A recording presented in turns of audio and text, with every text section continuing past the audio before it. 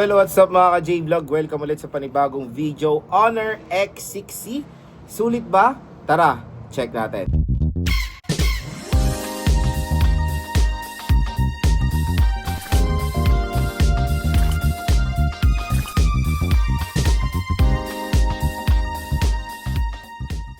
For today's content, pag-uusapan natin ng Honor X6C. So kung naghahanap kayo ng murang smartphone ngayong November, maganda rin naman i-recommend itong smartphone na to. So dito sa ating video, tatalakayin natin kung sulit nga ba talaga i-purchase ang Honor X6C.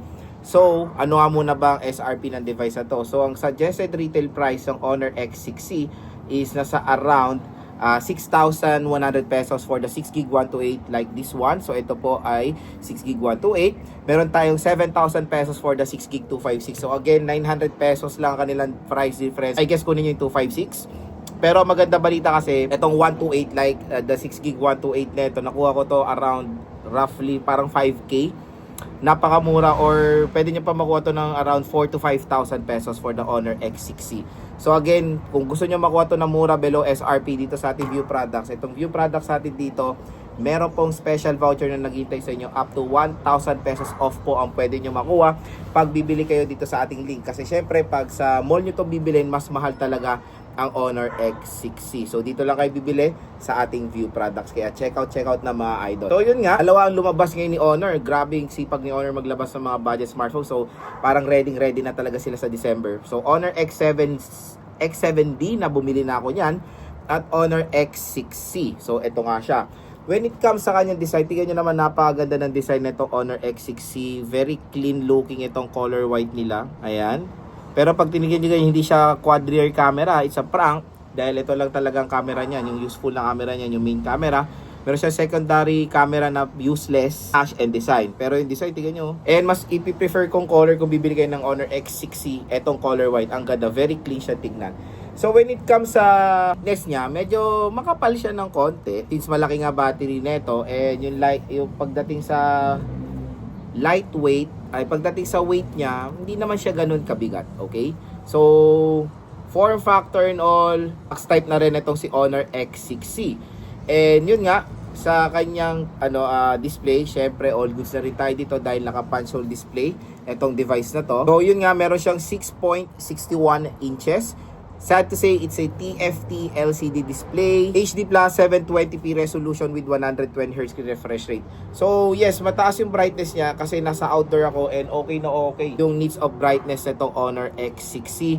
Kaya maganda rin siya i-recommend sa mga motor taxi riders natin or sa mga delivery riders natin. Ito siya as a navigating tool. Tapos, makunat pa yung kanyang battery. Dahil yung battery niya is 5,300 mAh na removable battery. At yun nga, with 35 watt fast charging pa to. Automatic, in less than 1 hour lang mo full charge na itong Honor X6C.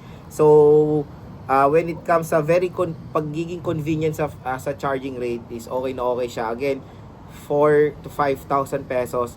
35 watt fast charging is very acceptable yan mga ka-J-Vlog, and of course yung kanyang battery beyond 5K na rin ang ino-offer niya. Siyempre meron po itong rating na IP64 water and dust resistant, pero again hindi po ito pwede masubmerge sa tubig. And yun nga, nakikita ko na nalulungkot ako. I don't know why, sa mga iba namang creators lang. Kung bago nito yung Honor X7D, nina-market nila na nilulublob sa tubig itong smartphone na to.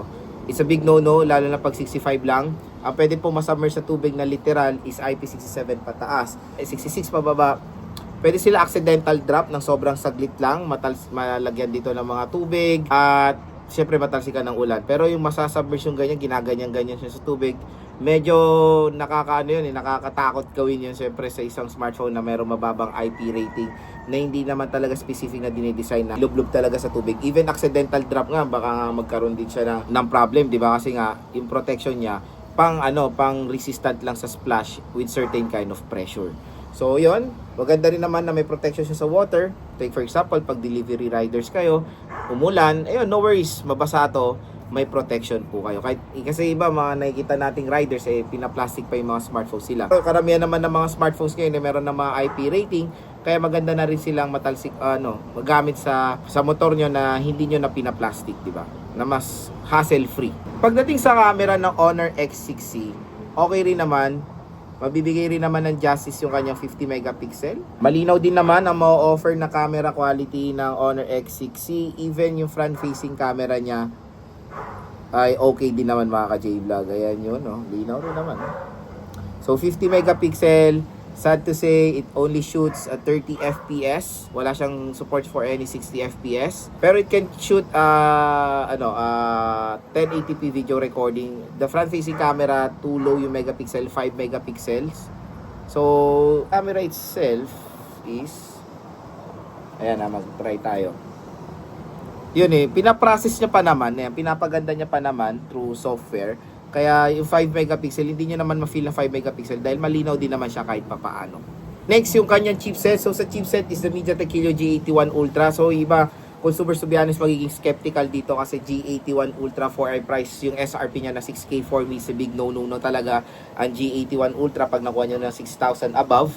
Pero pag nakuha nyo ng 4,000, 5,000, medyo pasok pa naman or magiging acceptable pa sa akin ng G81 Ultra as long as yung specification is balanced. So, yung G81 Ultra kasi, I know sa mga ibang consumers ayaw na nila yan kasi low performance sa gaming. Syempre, siguro ito hindi to specific for gamers talaga. You can handle games sa G81 Ultra pero yung mga MOBA games, COD, pero pag mga mabibigat na Genshin, siguro yun, low settings, magfe-frame drop pa siya. Pero no worries, i-game test din naman natin to Honor X6C para makita nyo rin yung total performance ng device na to. And of course, if full review natin, papakita natin yung camera samples, photo samples, at marami pang iba. So, okay rin naman yung kanyang RAM. Yun yung pinaka the best dito. Yung RAM niya for its price na makuha niya ng 4 to 5,000 pesos. Buti na lang, hindi 4GB of RAM. And minimum na talaga na makukuha natin is 120GB and 256GB of internal storage. So, ayan mga ka-J-Vlog, kung gusto nyo makuha itong Honor X6C, nandito lang yan sa ating view products. I-click nyo na itong view products natin. Mura at bagsak presyo lang yan itong device na to.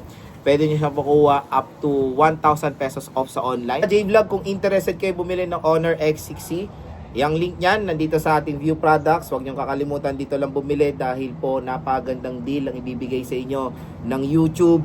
Up to 1,000 pesos off ang pwede nyo makuha. Sa mga nakanood na nating review, comment down below kung nakabili kayo dito sa ating video para ma-vouch, para makita natin or maano natin, mainganyo natin yung mga ibang consumers na takot pa rin bumili online na dito. Ang perfect na platform bumili dahil syempre nire-review ng content creator.